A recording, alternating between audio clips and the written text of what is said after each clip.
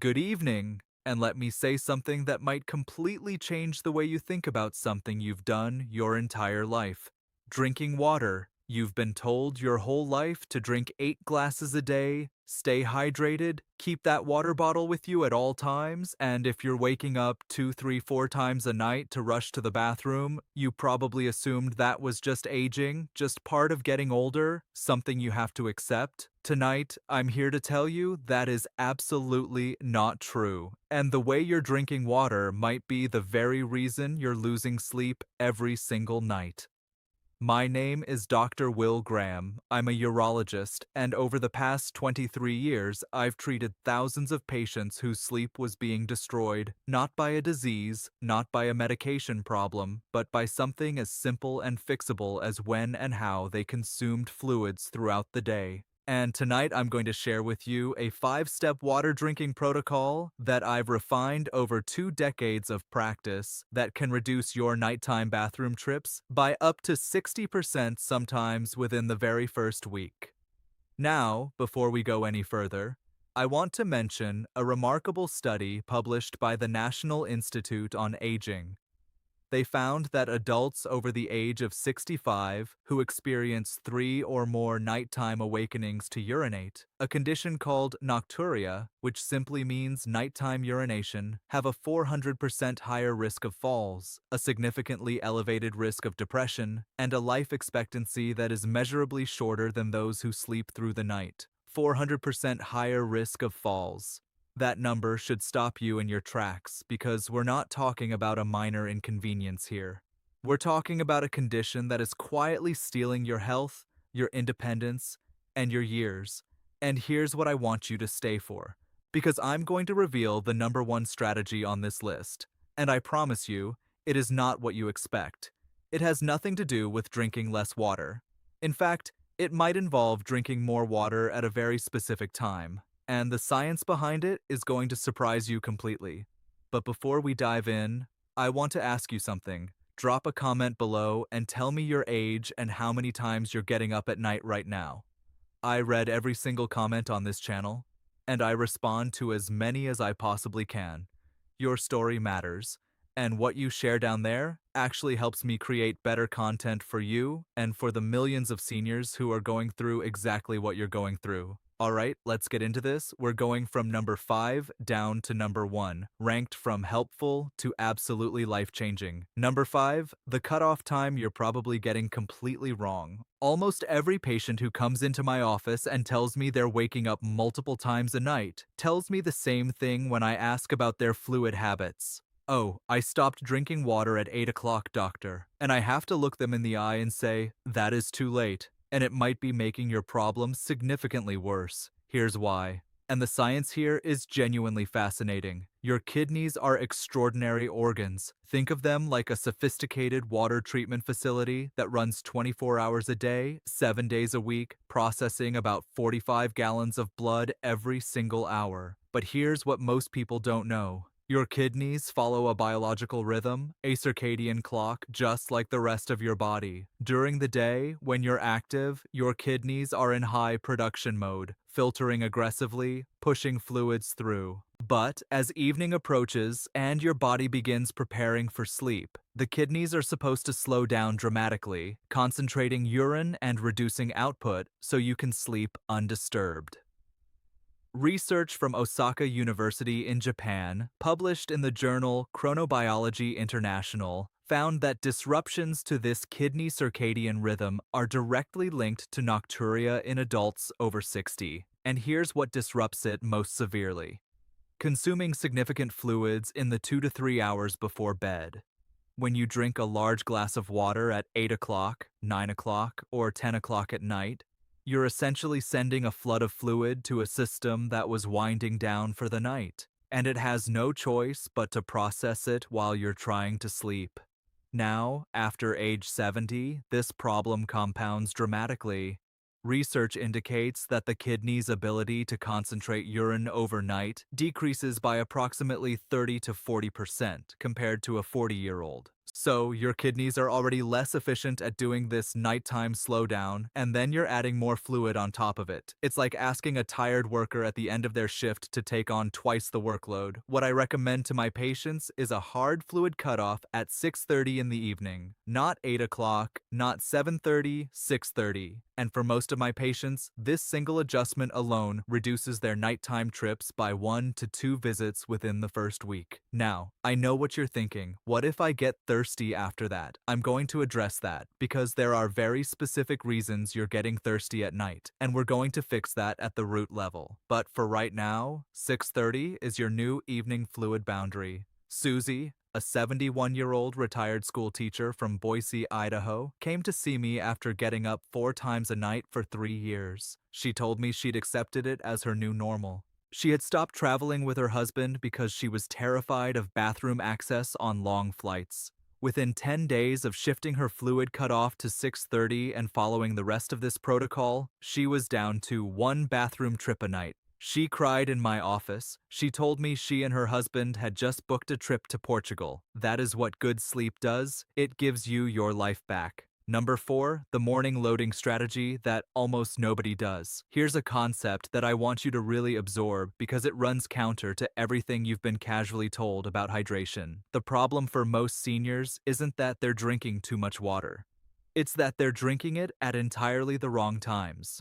Specifically, most older adults are dramatically underhydrated in the morning and overhydrated in the evening.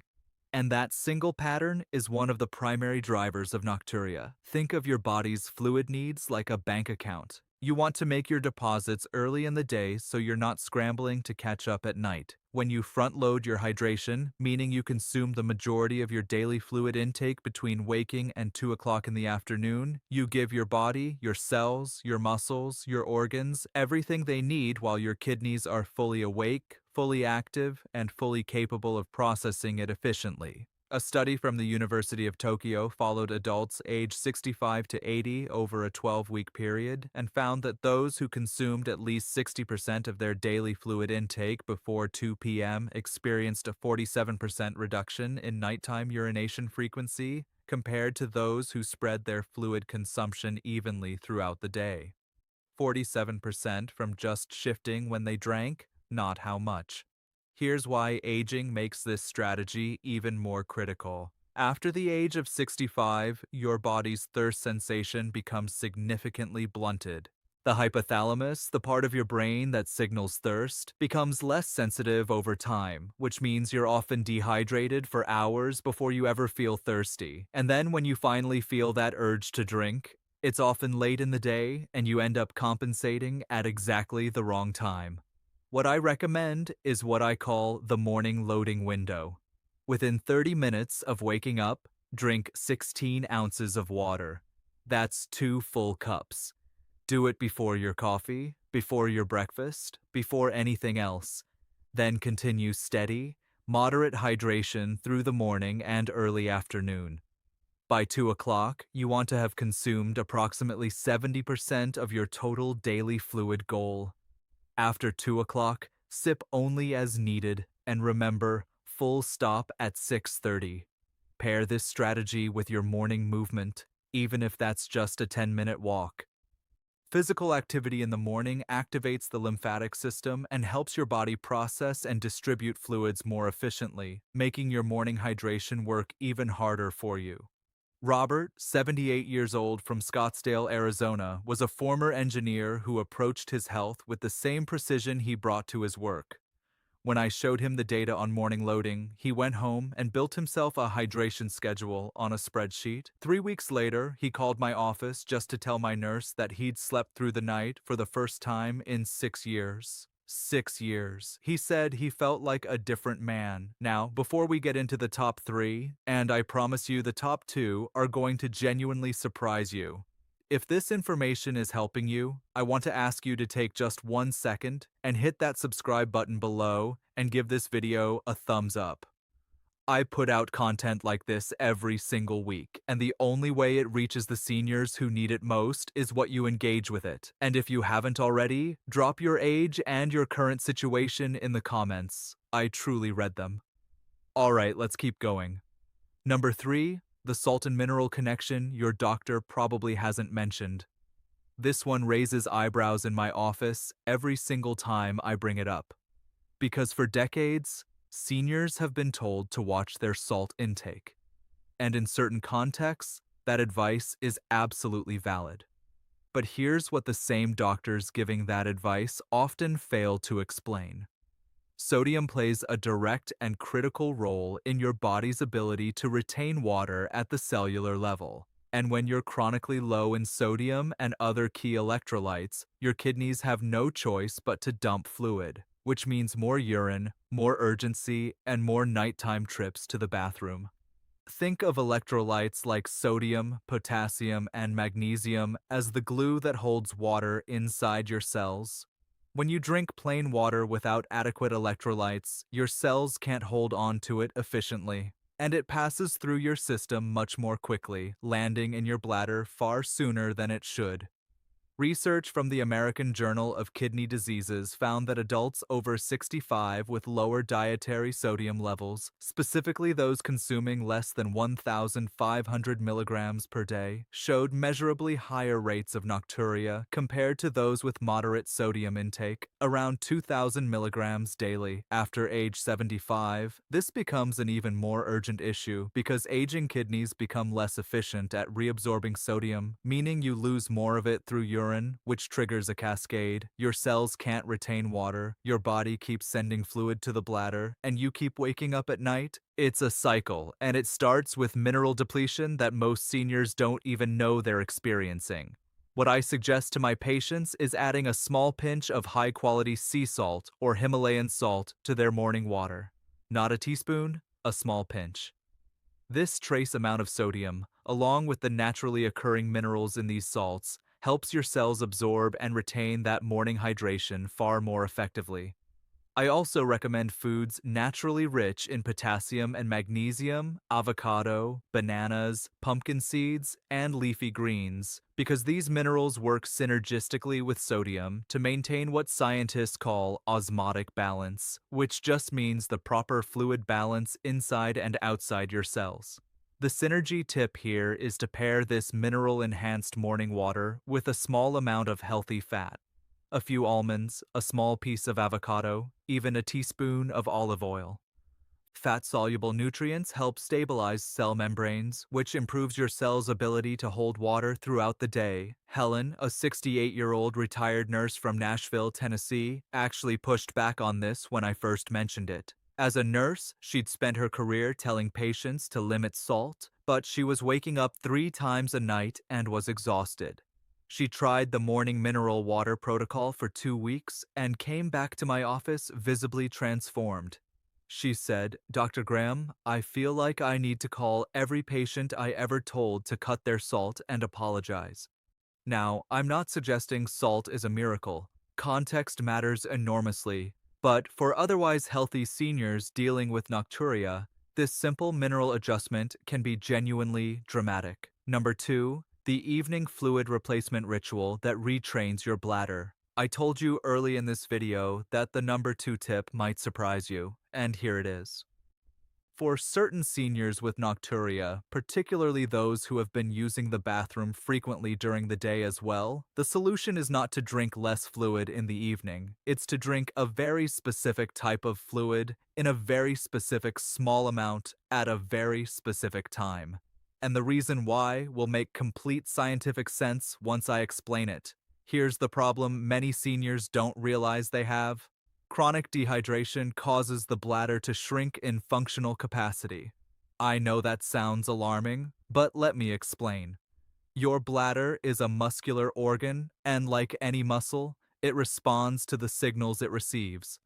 When your body is chronically underhydrated, which as I explained is extremely common in older adults due to that blunted thirst sensation, the bladder adapts by becoming more sensitive to smaller and smaller amounts of urine. It starts firing urgency signals when it's only 30 or 40% full instead of waiting until it's 70 or 80% full. A medical term for this is reduced functional bladder capacity, and it is extraordinarily common in adults over 65, and it dramatically worsens nocturia.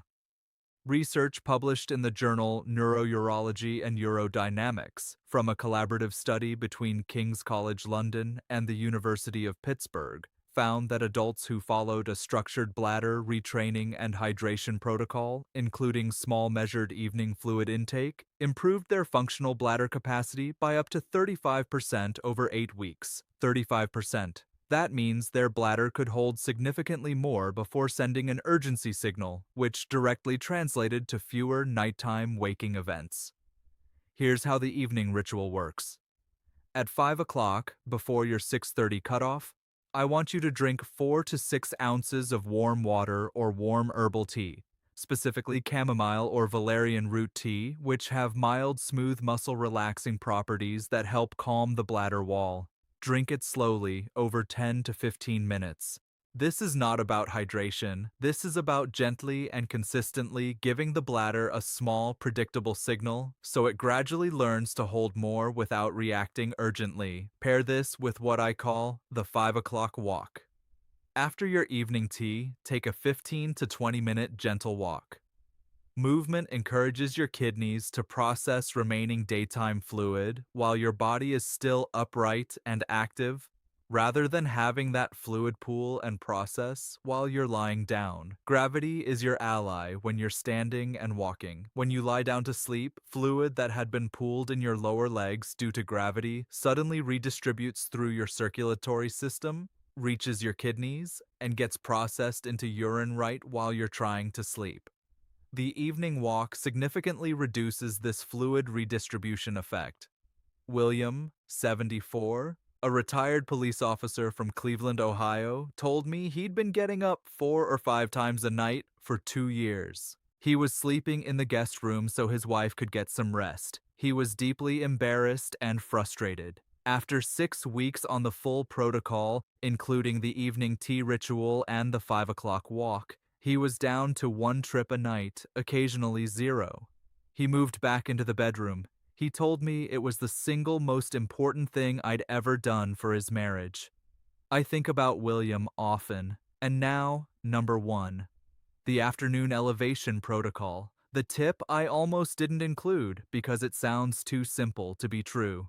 If there is one thing in this entire video I want you to take away, one thing I want you to write on a sticky note and put on your refrigerator, it is this. Elevating your legs in the afternoon, specifically between 2 o'clock and 4 o'clock in the afternoon, for 30 to 45 minutes at a level where your feet are above your heart may be the single most powerful non-pharmaceutical intervention available to seniors for reducing nighttime urination.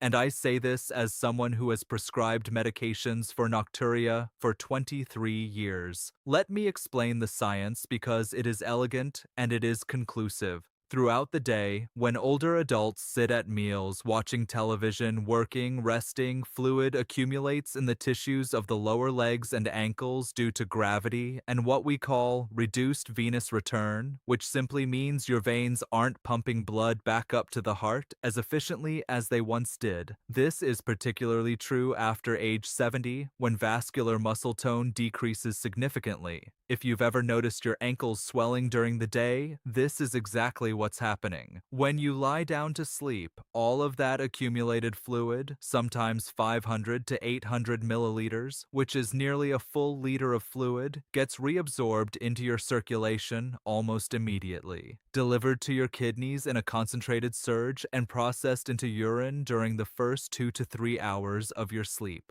This is why so many seniors wake up at 11 p.m. or midnight, just 1 to 2 hours after falling asleep, and can't understand why they stopped drinking at 8. They used the bathroom before bed, and yet there they are, wide awake with a full bladder. A landmark study from Nagasaki University in Japan, published in the journal PLOS1, examined adults over 60 with nocturia and had one group perform afternoon leg elevation for 8 weeks, while a control group continued normal habits.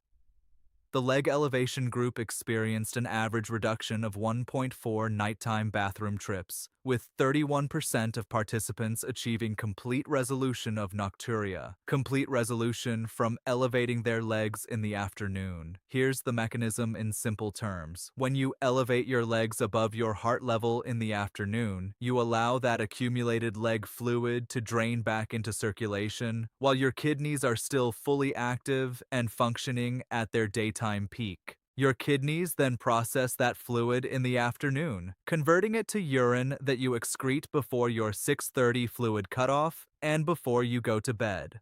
By the time you lie down to sleep, there is dramatically less stored fluid in your legs to redistribute, and your kidneys have far less to process overnight. The practical execution is simple. Get yourself a wedge pillow, or even just 2 to 3 standard pillows stacked firmly. Between 2 and 4 p.m., lie down on your bed or couch and elevate your legs so your feet are approximately 12 inches above the level of your heart. Set a timer for 30 to 45 minutes. You can read, watch television, listen to a podcast. This is a rest, not an exercise. Do this every single day and do it consistently because the benefits compound significantly over time as your vascular system adapts to the routine. The synergy tip for this strategy is compression socks. Wearing mild compression stockings available without a prescription during the day prevents as much fluid from accumulating in the legs in the first place, making the afternoon elevation session even more effective. Studies from the University of British Columbia found that combining daytime compression with afternoon leg elevation reduced nocturia events by 58% in adults over 65 compared to 31% for leg elevation alone. Eleanor, 82 years old from Savannah, Georgia, was one of my most memorable patients. She had been getting up 5 times a night, had fallen twice going to the bathroom in the dark, and was living in genuine fear of a third fall. Her daughter had begun researching assisted living facilities. Eleanor was horrified at the thought of losing her home, her independence, her garden. We implemented the full protocol and specifically the afternoon elevation. Within 3 weeks, she was down to 1 to 2 nighttime trips. Within 2 months, she was sleeping nearly through the night. She still sends my office a Christmas card every year. Last year, she wrote that she'd planted a new rose garden. She is still in her home, she is still independent, and I believe with every part of my clinical experience that good sleep made that possible. I want to take a moment before we close and speak to you directly, whoever you are, wherever you're watching this. I know how exhausting it is to live with broken sleep. I know how it chips away at you, not just physically, with the fatigue, the brain fog, the elevated fall risk, the immune system deterioration, but emotionally. The feeling that your body is failing you, the quiet grief of giving up things you used to do because your sleep is too broken and your energy too depleted. I see this in my patients every single week, but I also see the other side of it. I see what happens when someone reclaims their sleep. I see the spouses who start sleeping in the same room again. I see the grandparents who take the trip they thought they'd never take. I see the 80-year-olds who are out in the garden at 7 o'clock in the morning because they woke up rested and alive for the first time in years. It is never too late. Your body at 65, 70, 75, 82, it still has the capacity to change, to adapt, to improve. The research is absolutely clear on this. Neuroplasticity, vascular adaptability, bladder retraining, these are not things that stop working because you're older. They work at every age. You simply need the right information and the right protocol. So, let me summarize what we covered today in the order that I'd encourage you to implement them. Start with your fluid cutoff at 6:30 every evening. That alone may reduce your trips by 1 to 2 per night within the first week. Add the morning loading strategy, front-loading your hydration before 2 p.m., incorporate a small pinch of mineral-rich salt into your morning water, and ensure you're getting potassium and magnesium through your diet. Begin the 5 o'clock evening tea ritual with chamomile or valerian root, followed by a 15-minute walk. And finally, and this is the one I want you to truly prioritize, implement the afternoon leg elevation protocol every single day between 2 and 4 p.m. with compression socks during your waking hours. All of the scientific references I mentioned today from Osaka University, the National Institute on Aging, King's College London, Nagasaki University, and the University of British Columbia are linked in the description below. I encourage you to read them, share them with your doctor, and have an informed conversation about what's right for your individual situation. If this video helped you, or if you think it can help someone you love, a parent, a spouse, a friend who's been struggling with this, please share it with them. And if you haven't subscribed yet, please do so right now. I publish new content every week designed specifically to give seniors the real evidence-based information you deserve to have. The kind of information that can genuinely change the trajectory of your health and your life. Now I want to hear from you. Tell me in the comments which one of these 5 strategies are you going to try first. And if you're already doing one of them, tell me what your experience has been. Drop your age, drop your story, and know that I am reading every single word. Because this community, all of you watching, sharing, commenting, this is why I do what I do. Sleep well tonight. You deserve it.